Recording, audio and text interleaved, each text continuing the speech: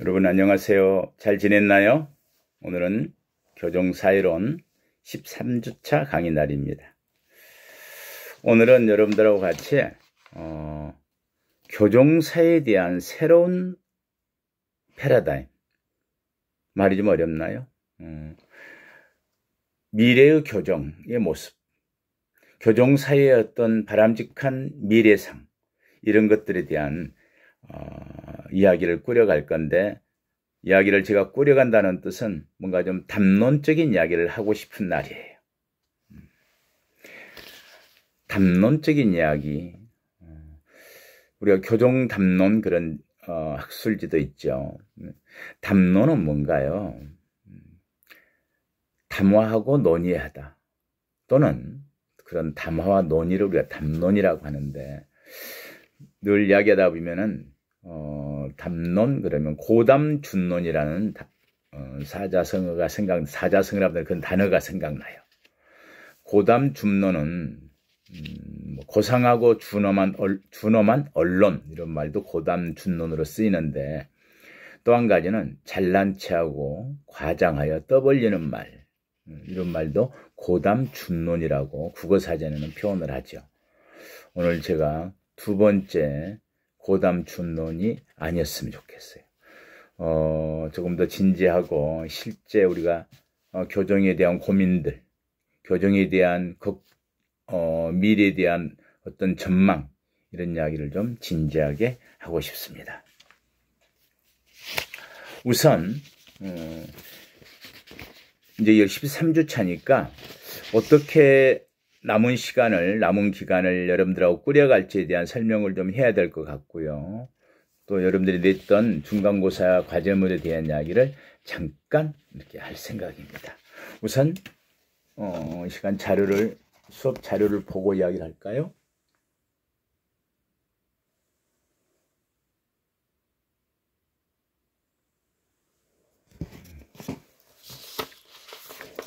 제가 작성한 게 더 잘 보일까요, 혹시?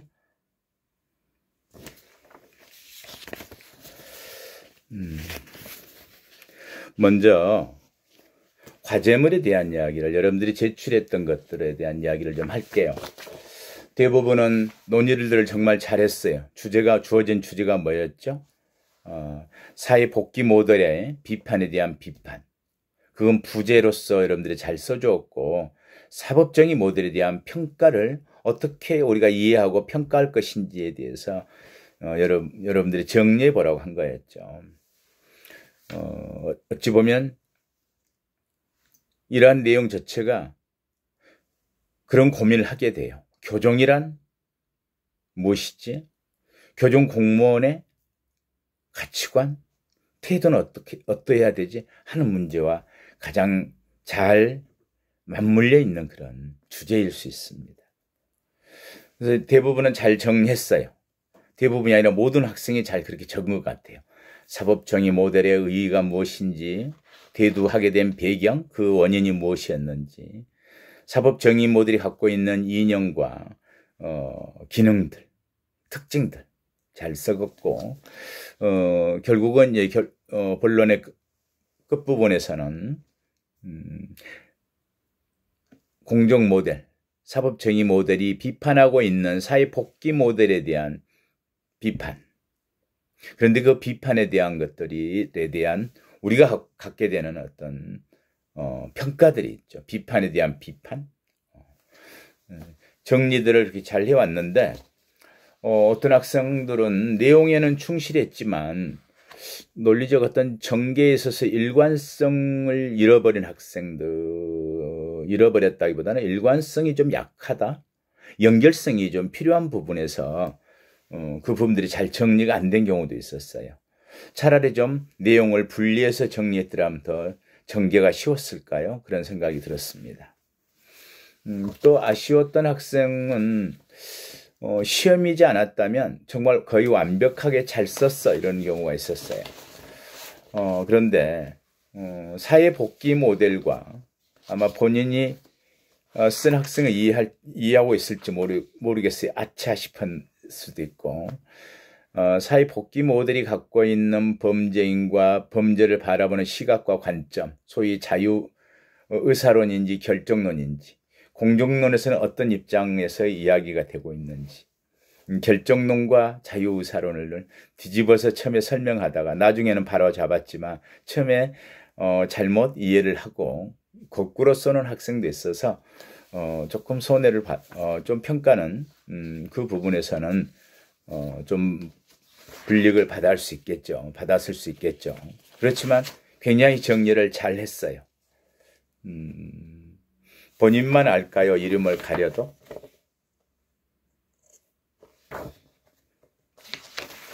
그래서 그 부분에 대한 평가를 제가 좀 해놓은 부분들입니다.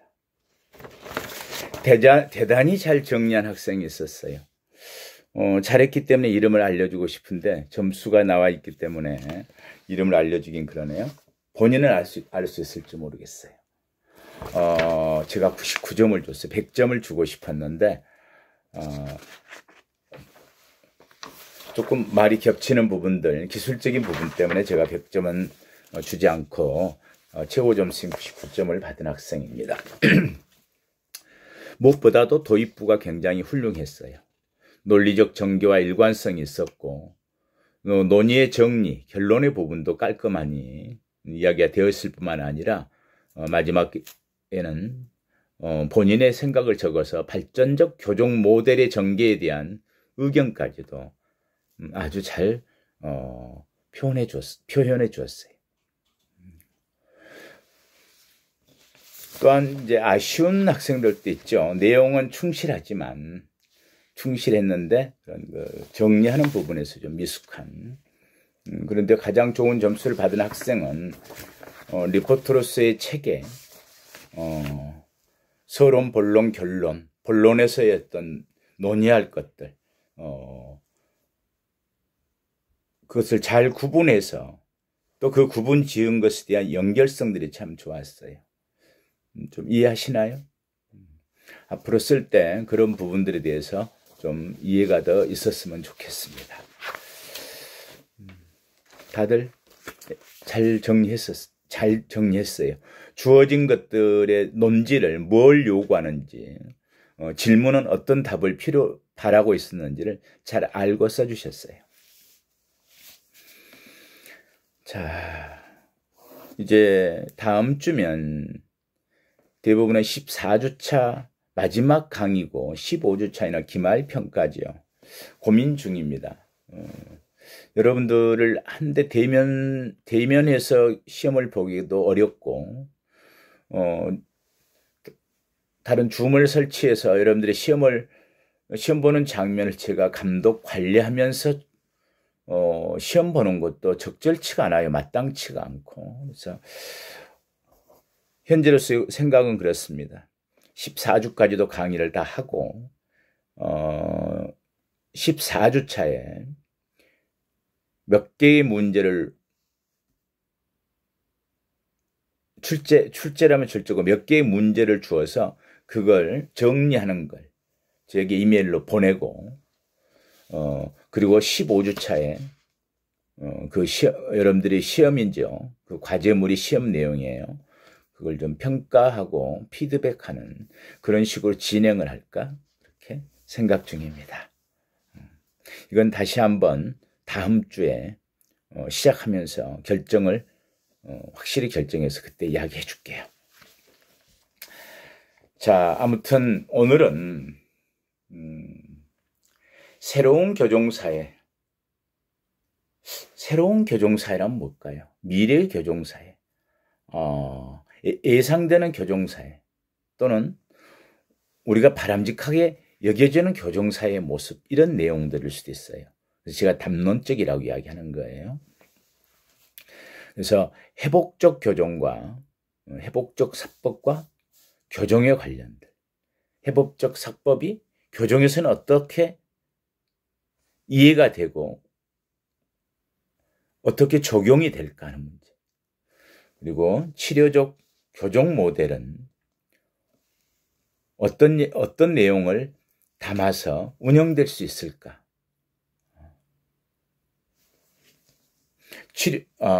몇 가지 예를 얼른 들까요? 치료 조건부 기소유예, 치료 조건부 선고유예, 또 말 그대로 마약 사범 같은 경우에 교정 내에서는 치료 조건부 가석방. 자, 이런 건 어떤 내용을 담고 있을까요? 지난 시간에는 우리가 심리 치료들의 방법들에 대해 이야기를 했었죠. 그래서 음악 치료, 미술 치료 뭐 이런 이야기도 했었고요. 색채 심리학적인 어떤 접근도 했고요. 여러분들이 아무튼 그런 부분에 관심을 좀 많이 가져주었으면 좋겠어요. 재밌는 자료 하나 뭐 설명보다는 재밌는 자료 하나 보면은 더 이해가 빠를까요?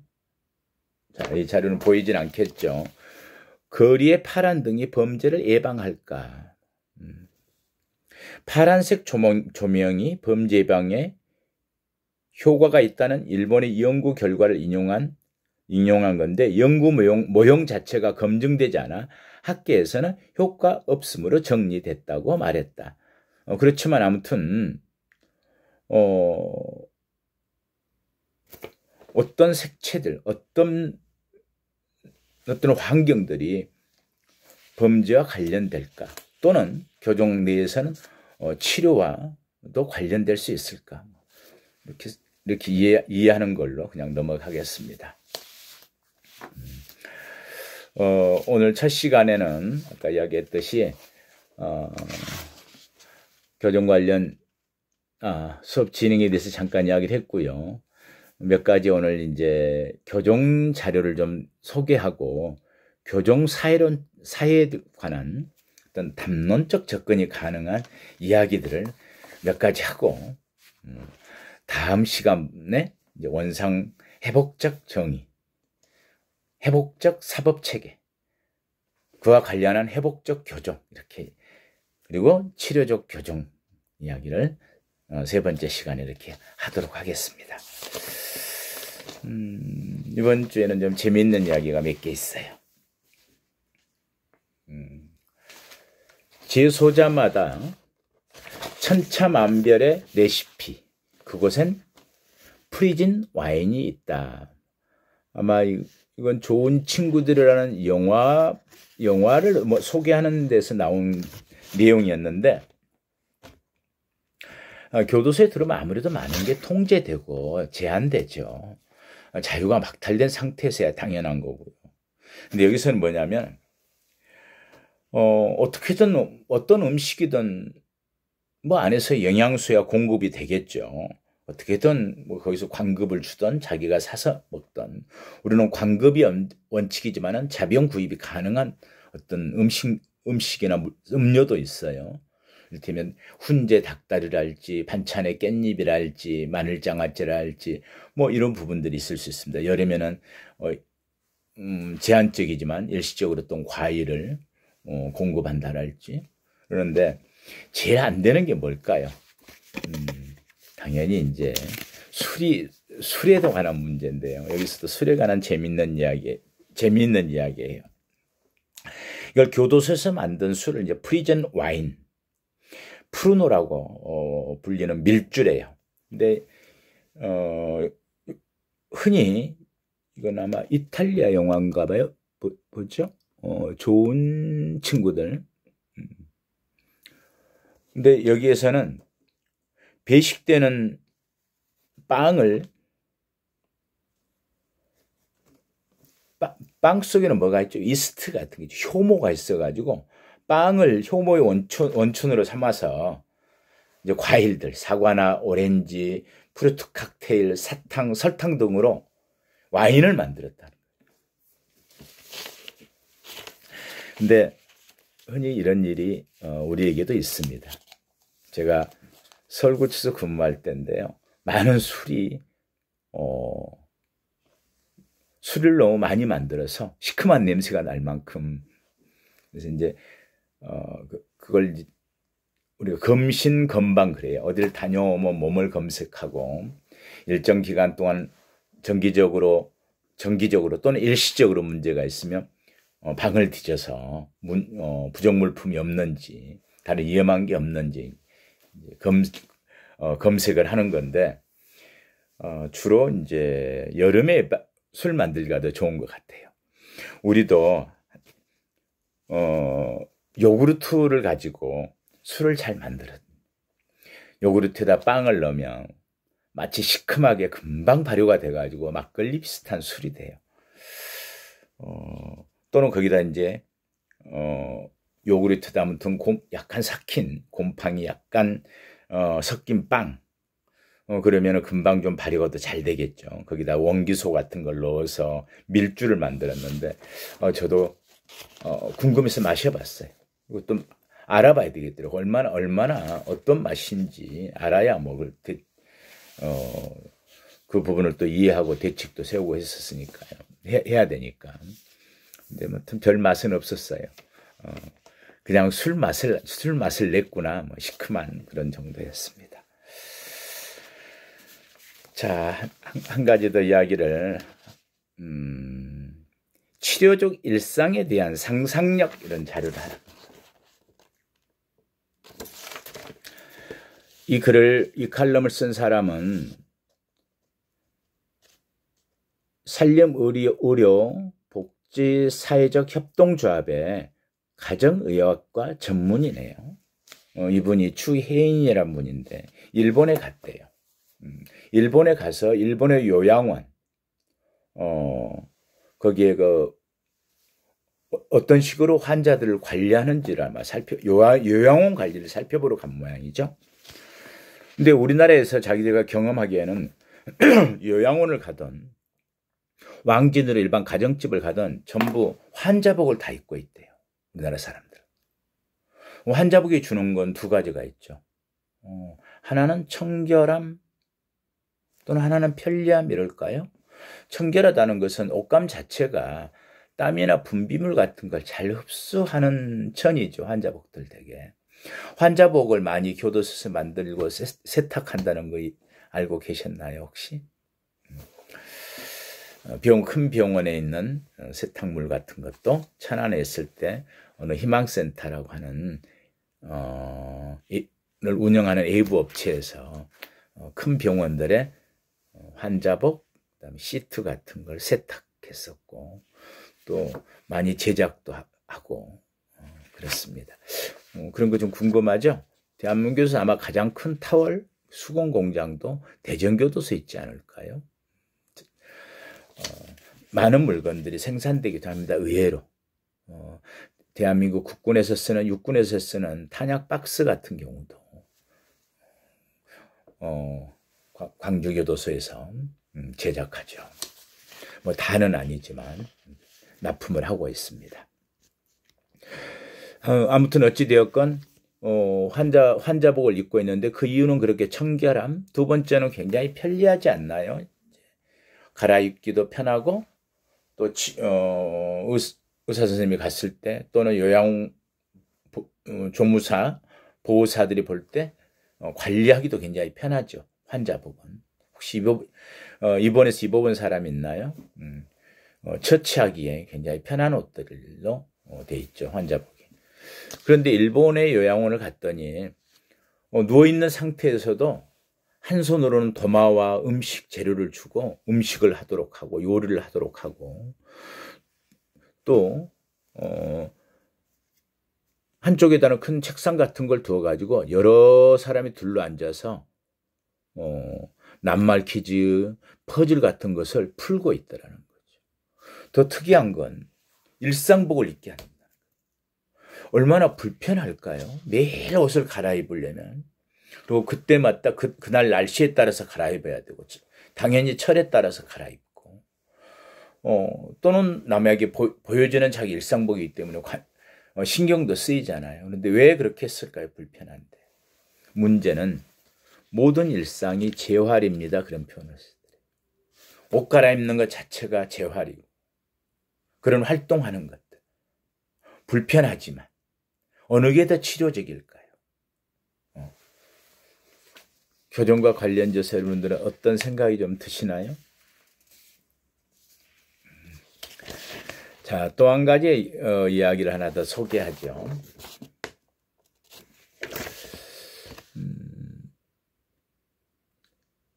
이 자료는 오늘 강의를 위한 원상 회복적 정의 또는 교정 사회를 어떻게 볼 것인지, 어떻게 이해할 것인지와 관련된 자료를 제가 준비한 거예요. 여기에서는 일부 자료만 우리한테 필요한 것만 한번 이야기를 할게요. 우리하고 관련되어 있는 것만. 오랫동안 범죄자 교육과 상담을 해온 일본의 교수 학자시네요. 오카모토 시키키 교수는 그의 책 반성의 역설에서 이렇게 말했다. 기억해 두실래요? 반성의 역설이라는 책인데 교정에 대한 인문학적 그런 접근이라면은 좋은 자료가 될 것 같다고 생각합니다. 자, 여기서는 그렇게 이야기하고 있어요. 수형자의 책무는 행복해지는 것이다. 전제가 재밌죠? 명제가. 죄를 저질러 놓고 뻔뻔하게 행복해지라니 당치도 않다고 생각할 수 있지만 행복해지는 것이야말로 갱생과 깊은 관계가 있다. 남들과 관계를 형성하는 것이 행복임을 알게 되면 다른 사람의 행복에 대해 소중함을 깨닫게 된다. 점점 자신이 피해자의 소중한 그 무언가를 빼앗았다는 사실에 괴로움을 느끼게 된다. 아이러니하게도 수용자가 행복을 느끼면 느낄수록 죄책감도 점점 강해진다. 이렇게 모순된 감정을 안고 살아가는 것은 괴롭고도 힘든 형벌이다. 자, 잠깐 더 인용을 해볼게요. 뒷면에. 범죄자가 교도소 밖을 활보하는 광경을 좋아할 사람은 아무도 없다. 그렇다고 죄값을 치르는 방법이 오로지 교도소 수감이라는 것도 무능하고 후진적이다. 좋은 사회일수록 죄값을 묻는 방식도 효과적이고 다양해야 한다.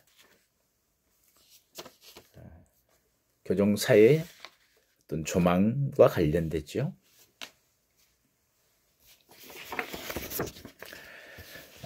다음 시간에 원상회복적, 치료적 개념이 왜 미래의 교정사회와 관련 죄질까를 이야기하기 위해서 제가 준비한 자료. 누가 이웃인가?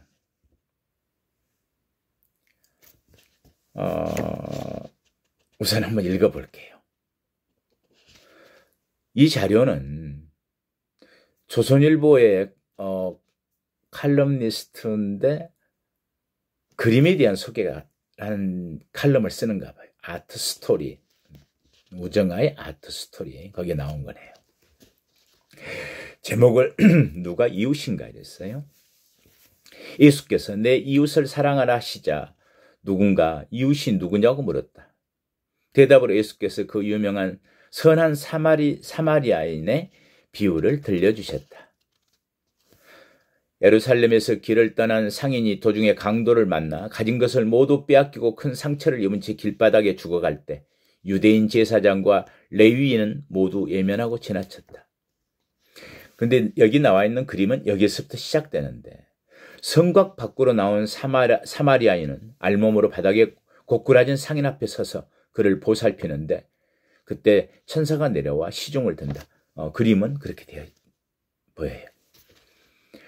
사마리아인은 환자를 말에 태우고 자기는 걸어서 여관에 도착한 다음 주인에게 돈을 주며 그를 부탁하는데 심지어 돈이 모자라거든 돌아오는 길에 들러 갚아주겠다고 약속했다.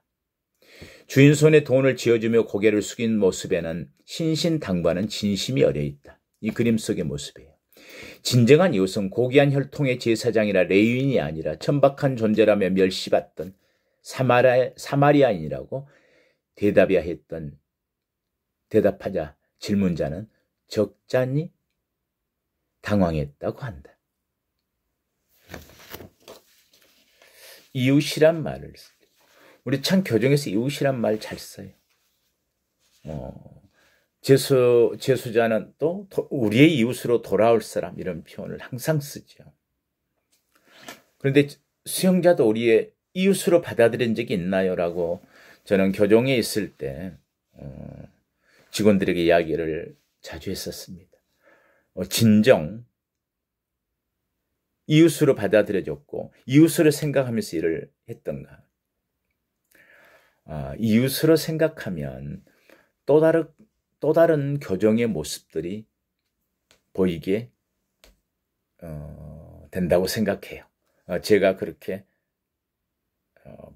그런 걸 느꼈고, 그래서 그러한 프로그램들을 만들어낼 수 있었던 건 그런 관점의 차이였던 것 같아요. 조금 쉬었다 다음 시간에 이야기 진행하면 더 덧붙여서 이야기하면서 오늘의 강의 주제 다음 시간에 이야기하도록 하겠습니다.